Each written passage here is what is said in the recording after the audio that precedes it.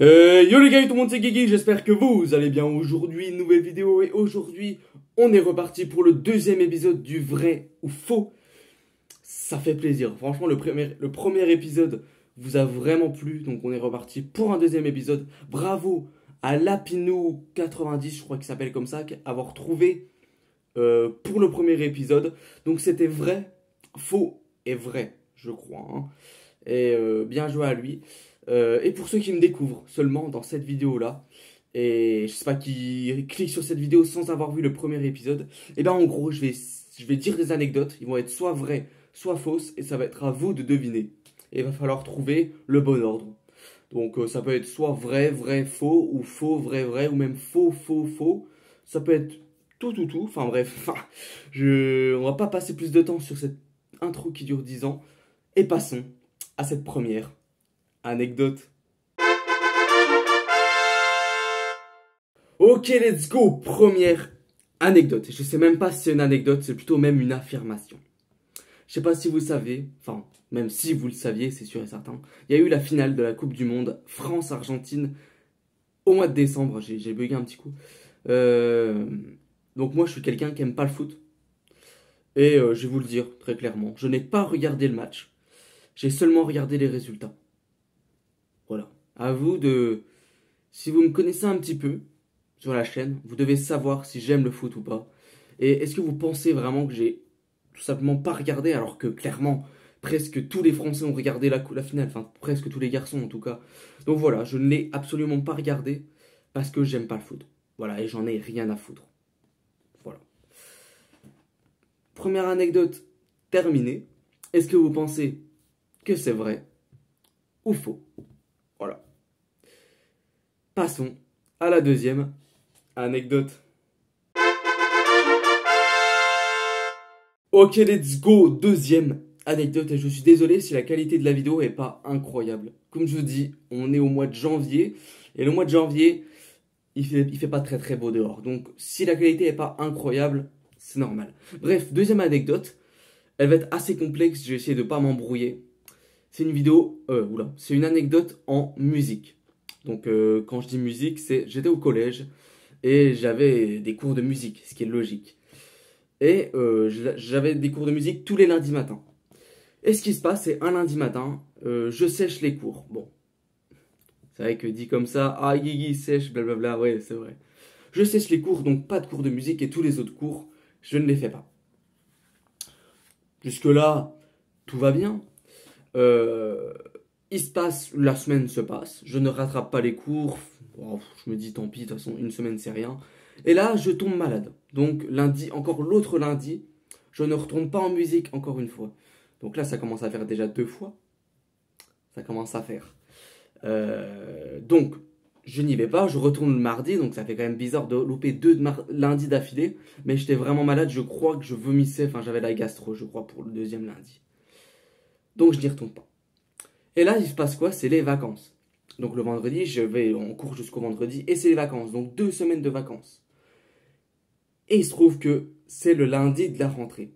Lundi de la rentrée, les gens commencent à... Enfin, moi j'y vais, et les gens commencent à dire, oh là là, oh le devoir de musique, il était trop dur, le prof avait dit qu'il fallait le faire pendant les vacances, moi je l'ai pas fait, je suis dans la merde, et moi je suis en mode, mais putain, mais wesh, c'est quoi ce devoir? Moi je l'ai pas fait, enfin, genre, j'étais pas au courant. Et je sais très bien que c'est un prof, que si tu fais pas tes devoirs, et si tu rattrapes pas tes devoirs, t'es mort. Enfin, il est très... Genre, il est pas sévère, mais ce que je veux dire, il serait quand même assez énervé, je pense. Et surtout que c'est un gros devoir. En gros, vraiment, il y avait un devoir à faire pendant les vacances, à 2 en plus. Et si on était tout seul, c'était un choix. Eh bien, c'était encore plus dur, à ce qui paraît. Plus de travail. Bref. Du coup, moi, je commence à stresser. Et j'ai de la chance, parce qu'on arrive en cours de musique et le prof n'est pas là. Du coup, j'ai beaucoup de chance. Je suis en mode yes, putain, Dieu, merci. Et du coup, je vais pas en musique, encore une fois. Du coup, les journées se passent, je ne sèche pas les cours pendant toute la semaine. Et là, ça arrive le lundi suivant. Et là, je me dis non, j'ai pas envie de prendre le risque. Je m'en fous, je retourne pas en cours. Parce que... Non, j'ai pas envie d'aller voir le prof. Enfin, genre, j'ai pas envie de me faire engueuler, en fait. Donc, je n'y vais pas. Et là, qu'est-ce qui se passe? Du coup, je retourne le mardi. Et là, mes potes et tout le collège, je veux dire, ils disent, oh là là, le prof, il a oublié de prendre les copies. Moi, je suis en mode, non, non, il a oublié de prendre les copies. Personne ne lui a fait rappeler. Ce qui est très rare, parce que souvent, l'intello, il est en mode, ah, vous avez oublié. Mais non, là, il y a vraiment personne qui lui a dit. Donc, je suis en mode, non, putain, je vais devoir y retourner lundi et je peux pas sécher autant de fois. Vous voyez ce que je veux dire? Donc, je stresse énormément. La semaine se passe assez tranquille. Et là, on est le week-end. Je stresse encore plus. Je ne rattrape toujours pas les cours, ce qui est totalement débile, mais il faut rattraper les cours. Et là, on arrive en cours de musique, le lundi matin. Et je stresse énormément. Je stresse, jusqu'à arriver en cours de musique. Et là, le prof, il dit, bon allez, je récupère les copies, hein. J'avais oublié la semaine dernière, il récupère les copies, il passe vers tout le monde. Et moi, je me dis, vas-y, tout le monde donne une feuille A4, enfin une feuille avec des carreaux, vous voyez. Et moi je me dis, vas-y, je vais tenter, je m'en bats les couilles, je vais juste donner une feuille à carreaux, sans rien écrit dessus. Comme ça, au moins, je suis sûr d'avoir donné quelque chose, et je lui dirai, oh là là, vous avez perdu ma copie. Voilà, c'est peut-être risqué de faire ça, mais je fais ça. Il passe devant tout le monde, il donne les copies, et quand il passe vers moi, comme par hasard, il se retourne, il tend comme ça la feuille pour que je mette dessus, il se retourne, et il parle à quelqu'un, et moi je pose la feuille, et il commence à avancer, et l'autre, une fille qui est à côté de moi, pose sa feuille, enfin bref, du coup il n'a pas vu que j'ai rien écrit sur la feuille, du coup c'est quand même incroyable la chance que j'ai eue, que vraiment je lui ai pas donné aucune copie, et j'ai vraiment eu beaucoup, beaucoup de chance. Et l'anecdote se termine pas ici, du coup on se repasse. La semaine prochaine, je retourne en musique, il n'a toujours pas corrigé les copies, par contre 2 semaines après, il a corrigé les copies, et j'ai pas tenté. En gros, il commence à distribuer toutes les feuilles. Et en gros, il me demande, il me dit pourquoi t'as pas rendu ta copie? Et moi, je lui ai dit tout simplement oh, j'étais pas au courant pour. Comment ça s'appelle? Pour. Comment ça s'appelait? Un DM, on appelait ça comme ça, je sais pas ce qu'il fallait. J'étais pas au courant de ce qu'il fallait faire.